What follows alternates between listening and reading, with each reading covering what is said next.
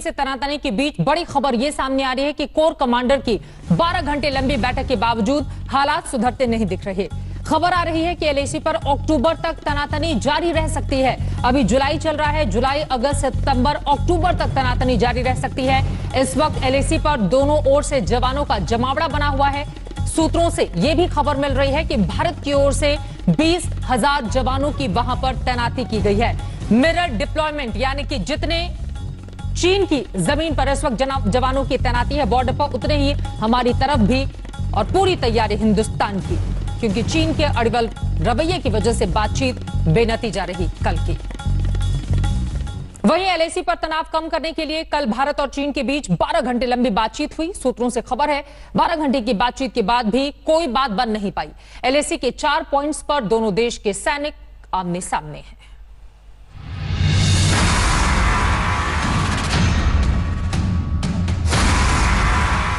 बारह घंटे लंबी बातचीत, बेनतीजा रही सैन्य कमांडरों की बातचीत। वादे के बाद भी चीनी सेना हटने को नहीं तैयार। क्या अब सर्दी गिरने तक जारी रहेगा तनाव? भारत और चीन के सैन्य कमांडरों के बीच 12 घंटे से भी लंबी चली मैराथन बातचीत के नतीजे को लेकर हालांकि अब तक को सूत्रों से मिली जानकारी के मुताबिक सैनिक पीछे हटने की प्रक्रिया को लेकर इस बातचीत में कोई ठोस नतीजा सामने नहीं आया।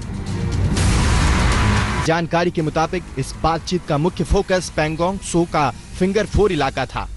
इस वार्ता से 3 चीजें उभर कर सामने आईं।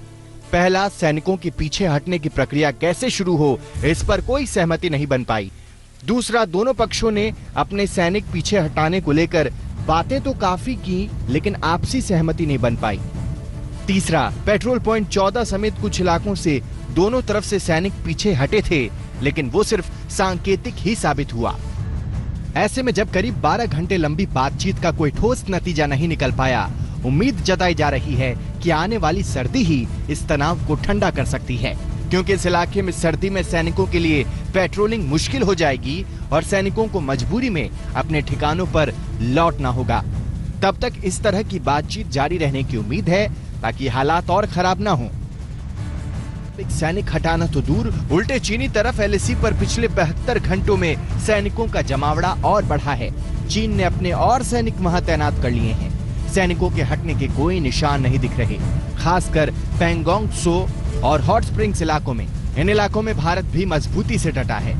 जिस तरह से दोनों तरफ से सैनिकों का जमावड़ा बढ़ा है, वो आपसी भरोसे की कमी साफ दिखलाता है।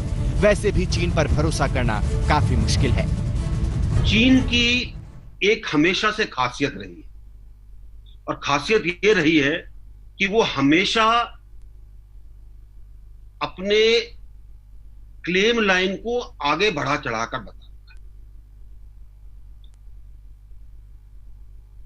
उनके प्रधानमंत्री ने 59 में हमारे प्रधानमंत्री को एक नक्शा दिया था जो तकरीबन इतना बड़ा था, और इस नक्शे के ऊपर उन्होंने अपनी क्लेम लाइन मार्क कर रखी थी कि ये हमारी क्लेम लाइन है।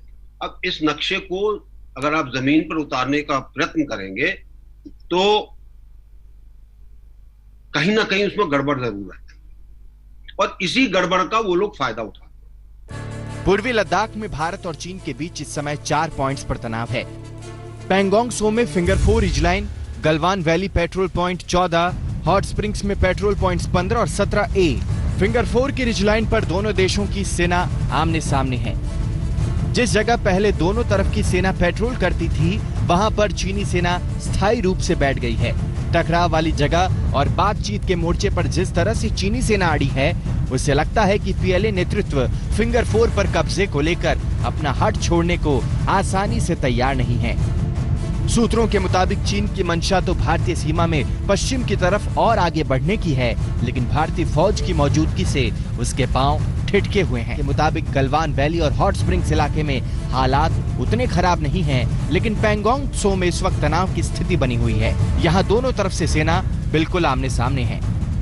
जिस रास्ते बातचीत हो रही है, उससे लगता है तनाव घटाने के लिए पैंगोंग झील के जमने तक